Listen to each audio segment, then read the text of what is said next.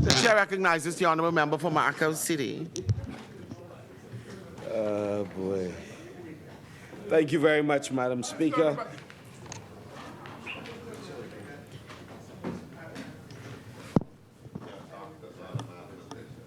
Madam Speaker, I'd like to, It's not just that, you know. You lose it as a... to thank Almighty God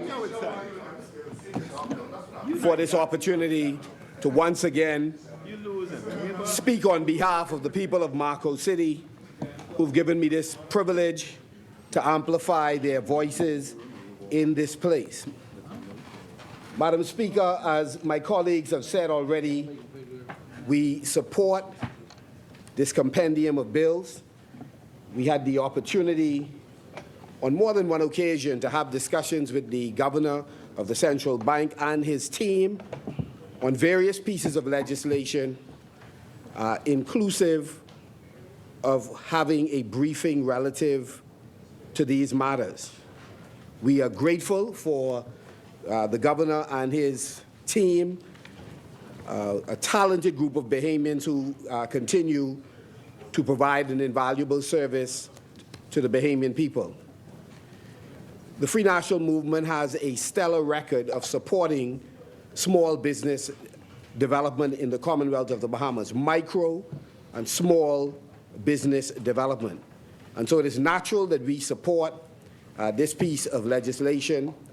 Anything that would give businesses a greater chance of accessing resources in general, credit in particular, we would and have supported. In fact, we have said multiple times over the last few years, the last 3 years in particular, that this government had promised to not only match but exceed the investment that we have made in grant funding for Bahamian businesses, but have failed. We have scoured multiple budgets. We have asked questions, and the few times the government wasn't ducking the questions we asked, they still weren't able to provide the evidence that they are matching the work that we did in providing grant funding to various small or micro enterprises. We believe that in many ways, small and medium-sized businesses drive the development of our economy. And this has been the worst time for businesses of all sizes under quite possibly any government in the history of the Bahamas. This government has been facing tremendous financial constraints. Despite inheriting an economy that was roaring back after the pandemic at a growth rate of 14%, and the reality is that this government squandered that windfall it got because of the pent-up demand caused by COVID. And so now we find ourselves in a position where for each year, the growth rate has been decreasing, returning to normal growth rates in the Bahamas, which generally have been pegged around 2%, 2.5% in some cases. But this administration has again confirmed what the IMF and others have said, that the economic growth rate is slowing in the Commonwealth of the Bahamas. Unfortunately, this government likes to have it both ways. And so what the Prime Minister suggests on one hand to the population that the economy is doing well, we're growing tremendously, but on the other hand, the documents the Minister of Finance, who happen to be the same Prime Minister, says... They said that they can't hear you. It's being said that the viewers can't hear. What's that? No, they got What it TV? streaming. No, they said TV now. I don't know. There's something you can do.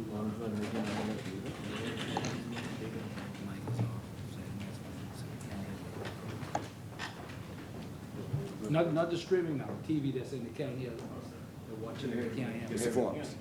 No, you're not on We can come back. They said TV. No, I'm saying if the television is down, can we come back to Said the the talk? audio, they said they can't hear. I don't know. I can hear everything coming out. Yeah.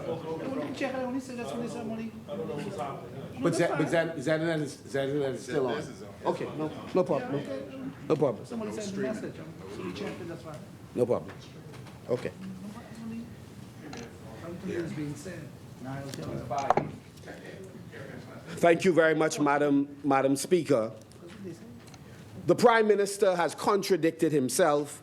On one hand, rather than give a sobering assessment of how our economy is performing, he is sought to take credit for a level of economic growth that is not factual, that is not happening. And his own documents clearly indicated that they have revised their estimates in terms of economic growth downward and below 1.8%. We have heard as low as 1.1% is the expected economic growth rate. This government has again squandered an opportunity when it was in fact making money from VAT receipts and other sources that could have been invested in a manner that could have assisted future economic growth. It squandered that opportunity. And so here we are now, this government is facing economic constraints. And what is its response? Its response is to squeeze businesses in the Commonwealth of the Bahamas, to take draconian measures just to evaluate the books of businesses in the Bahamas, to starve, in many instances, entrepreneurs who benefited under a free national movement government in terms of grants and financial assistance. And where they have given grants or provided financial assistance through any of the various agencies that they work through, they have been very, very partisan in doing it. And it's a shame.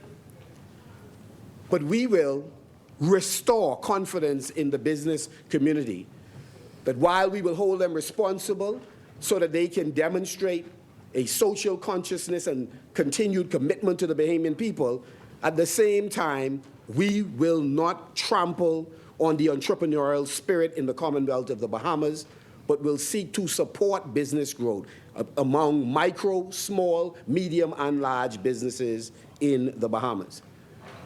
It is interesting that the Prime Minister talked about the Free National Movement being a party that support monopolies, but he didn't have the courage to identify what monopolies he was talking about. I suspect he didn't do so because he was fearful he was going to stumble on many of his supporters. And therefore, he thought to play politics by seeking to convince struggling Bahamians that the PLP cares more about the average Bahamian than Free National Movement supporters. But we have heard the voice of PLPs and FNMs and others in this country. They know better than that.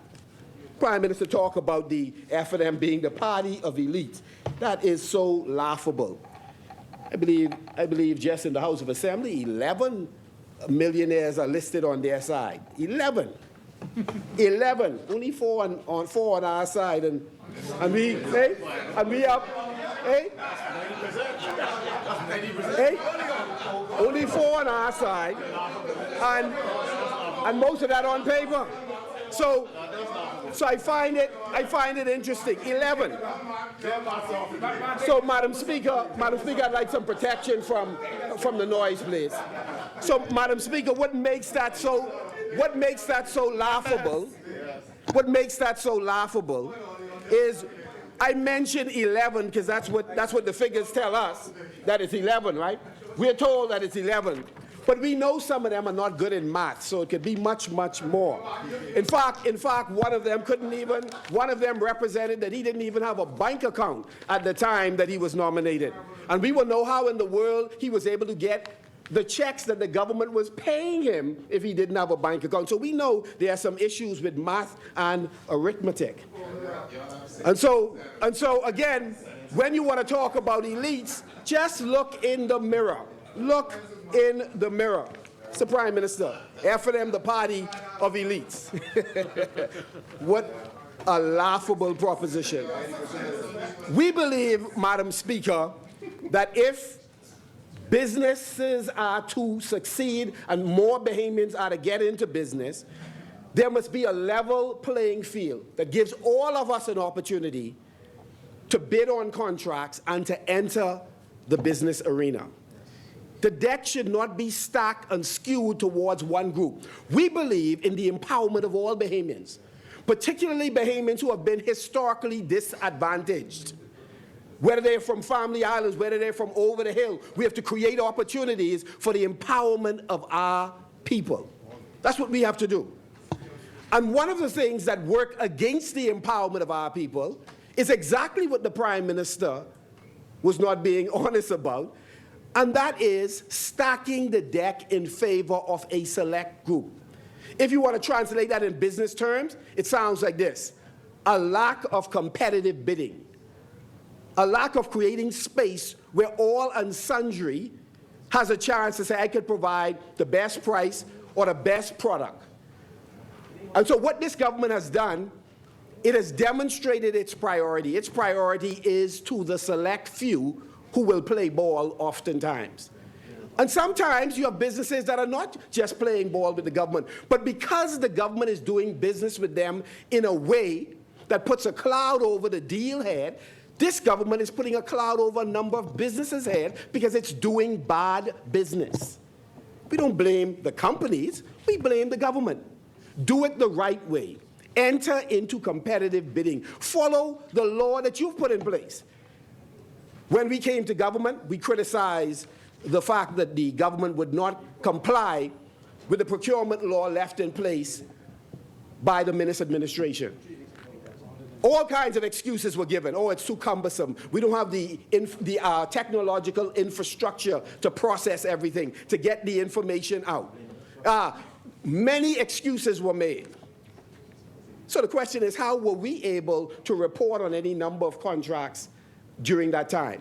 So again, we continued to criticize this government finally put in place their version of the Procurement Act. And even that Procurement Act, they would not comply with the law.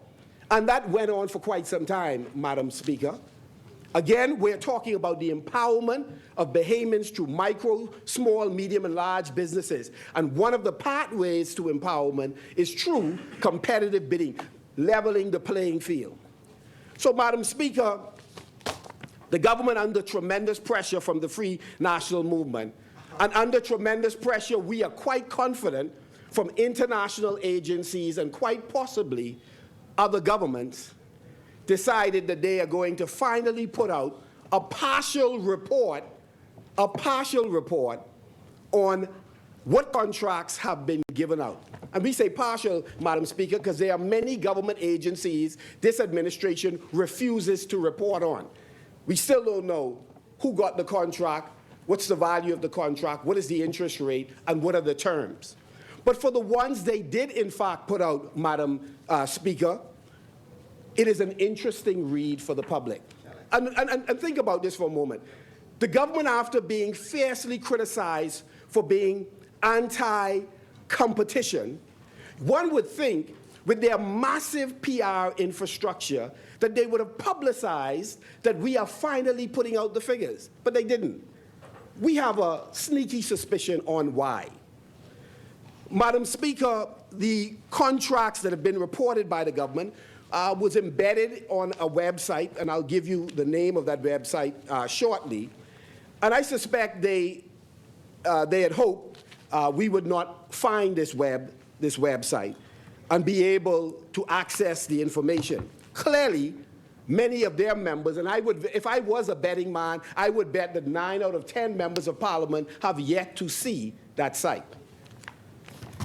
Madam Speaker, and what we'll do for the sake of ease for the public is we'd like to lay the listing of all the various contracts that have been signed by this administration. We are at the beginning stage of the review of it, and so, Madam Speaker, we will return to this relentlessly in this House to try and make sense of it. And we believe we'd have to offer explanations because asking questions of this administration is almost a waste of time. They don't like to answer questions. They just duck. In fact, they just leave the parliament when we asking questions, Madam Speaker, as they're now doing right now. Madam Speaker, they duck the second Wednesday of the month. They don't come prepared to answer questions, Madam Speaker. The arrogance of the Davis-Cooper administration. And so, Madam Speaker, I've often said that there's one rule for this government and there's a different rule for everyone else. Madam Speaker, nothing is truer than that statement than when you look at the way in which they have dealt with the procurement law. And so Madam Speaker, I'm going to give you just a few highlights from this document that I would lay on the table. Madam Speaker, this government remains in breach of the Procurement Act. They still have not published a report of the various contracts that they have given out in at least one of the dailies as required by law. They are not meeting the requirement to report in a very transparent way. Madam Speaker, Section 36(1) and Section 57 of the Act clearly outlines what is required of Prime Minister Davis and his team. They are not reporting all procurement and major ministries like the Ministry of Tourism and Investment, led by the deputy. On again, Madam Speaker, not everything from finance is fully being reported, and we ask them again to refute it by simply indicating whether or not this report that's on their site is true or false. Madam Speaker, by virtue of the information provided in this limited reporting that we have here, we know that this government is in open violation of the Procurement Act in both the numbers and value of contracts that it has awarded by direct or sole sourcing. Madam Speaker, let me break it down. Sole sourcing or direct awards refer to those categories of contracts that have not gone through competitive bidding. And the law is plain and simple in terms of under what conditions you ought to put a contract out to bid. Madam Speaker, we believe this government continues to act outside the provisions of the Act that allows sole sourcing in exceptional cases. So if you're going to engage in sole sourcing, that is giving one company to the exclusion of all others from being considered, Madam Speaker, it's outlined in law under what conditions you would do that. Section 22(1) of the Procurement Act 2023 enshrines the critical procurement principle in respect to competitive bidding. Here's what the law says, Madam Speaker.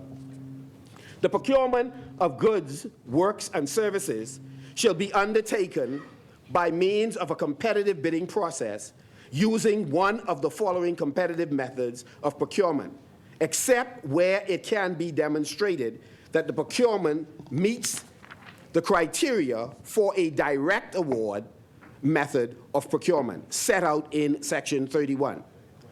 Madam Speaker, subsection 2 of Section 22 further stipulates that if a public entity does not use a competitive bidding process, it is required by law to provide and keep a record of a written justification for their decision to forego competitive bidding.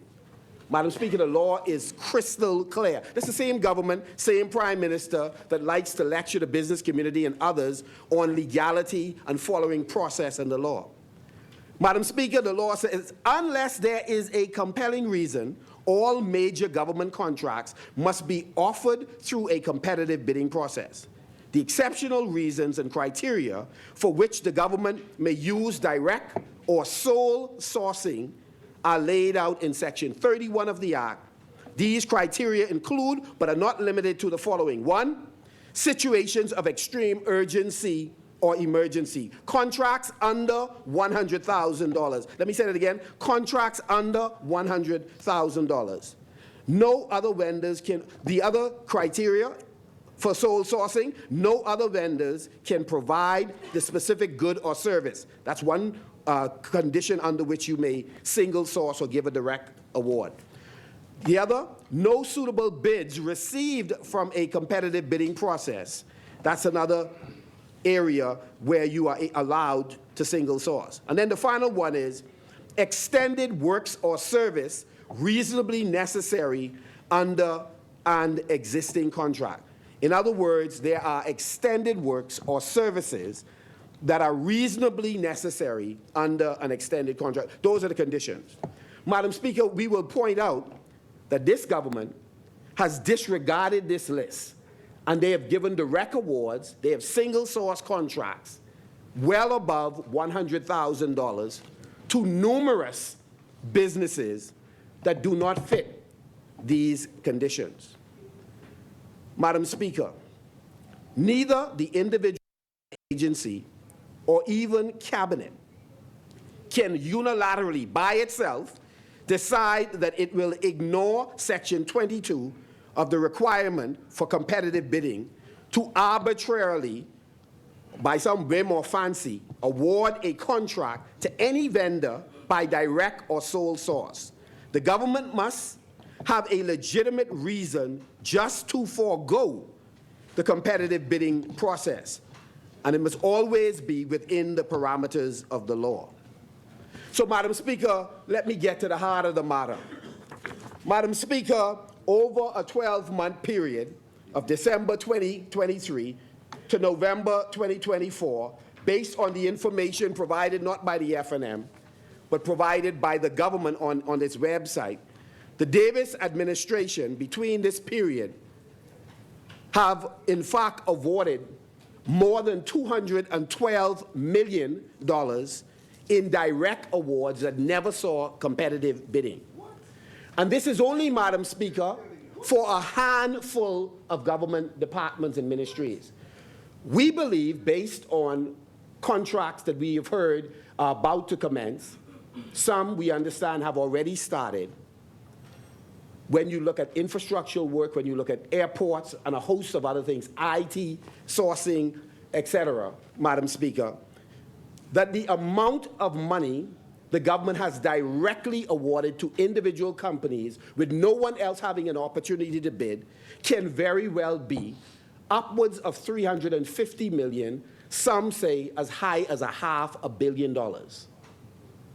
So here's a prime minister that talks about monopolies and oligopolies, these big terms to impress our people.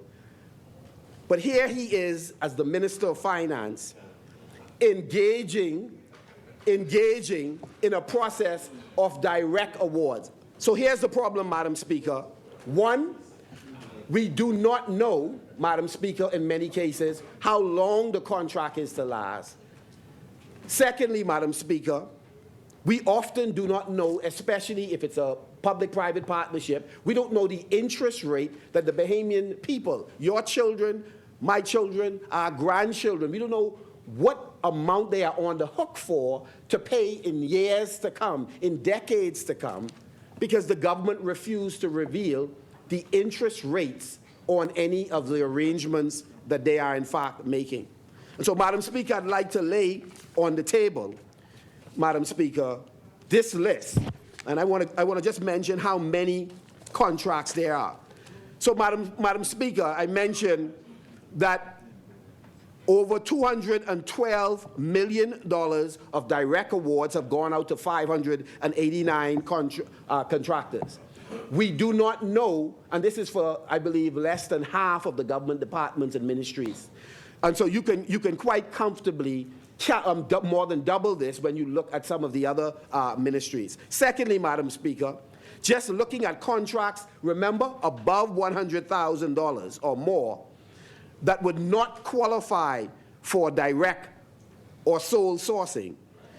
The government has given out 33 contracts totaling more than $203 million, Madam Speaker. And so, Madam Speaker, there is a need for the Prime Minister and the Minister of Finance to explain what is the justification for this approach. There may be a logical reason, Madam Speaker. We certainly know a number of the companies who we know to do good work in the Commonwealth of the Bahamas, but we do know that there's a process by which all of these companies ought to have received the contracts. And we are absolutely clear that this administration has circumvented, Madam Speaker, the law. Madam Speaker, so... The chair recognizes the honourable member for Freetown. Simply to let Marco City finish. He has expressed the view of the law, and particularly Section 31, that is not consistent for the lack of a word "and." It's a three-letter word. It means that you must have all of the sub-paragraphs and not just one, but "and" does not appear at the end of any of them, unfortunately. Thank you, honourable member.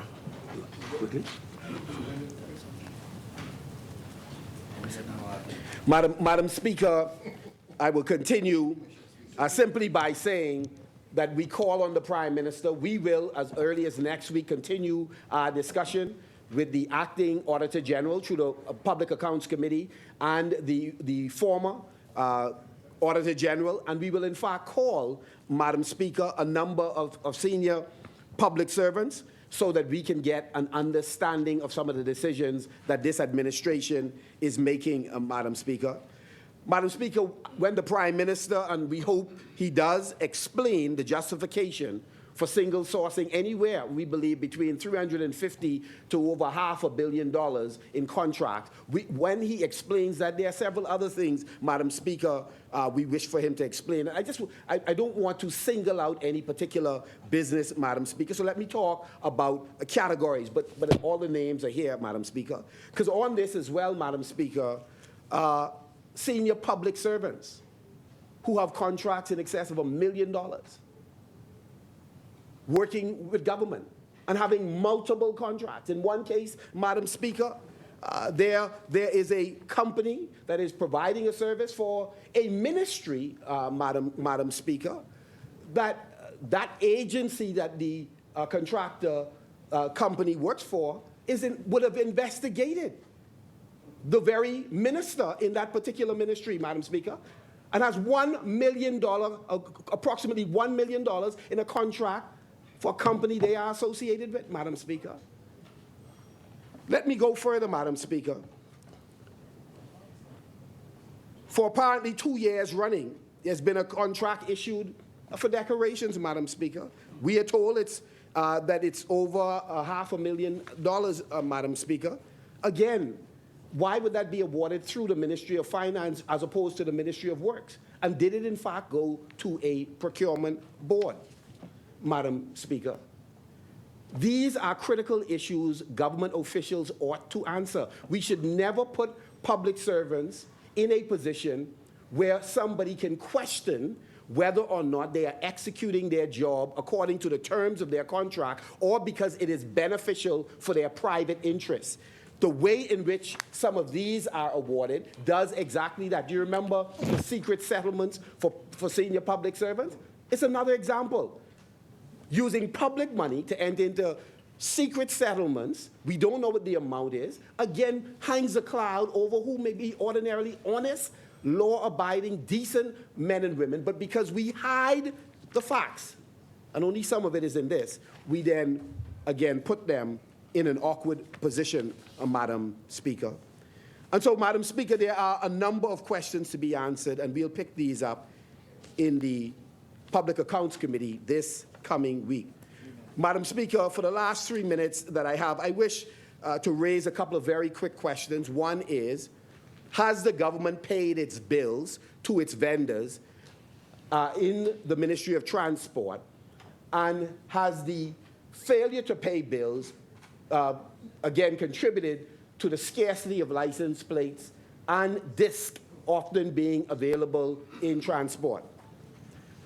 Madam Speaker, does this government have an answer for the water crisis in Eleuthera, for the electricity crisis in Eleuthera, for the irregularity in internet services, which is impacted by electricity as well. Do they have an answer?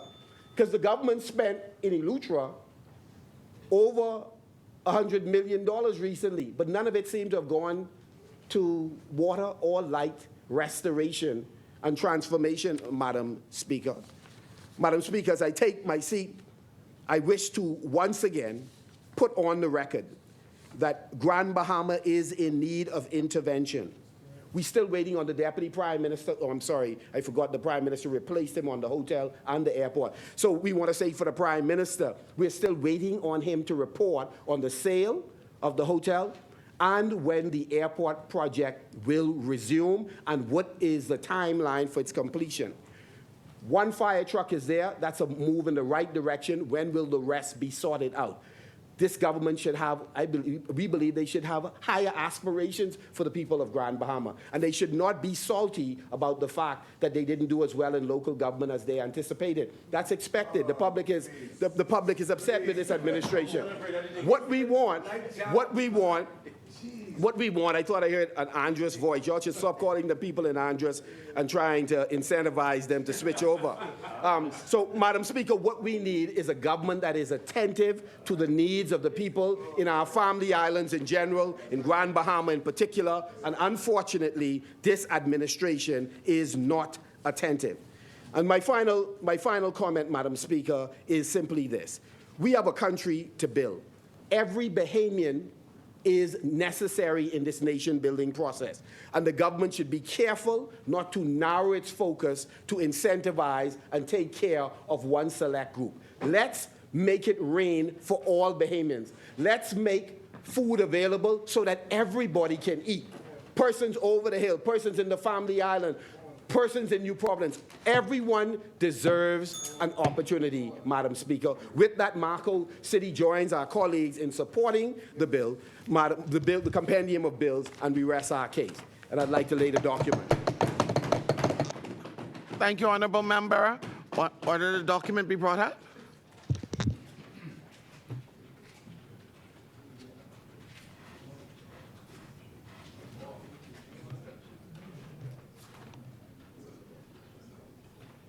Order the document to lie on the table.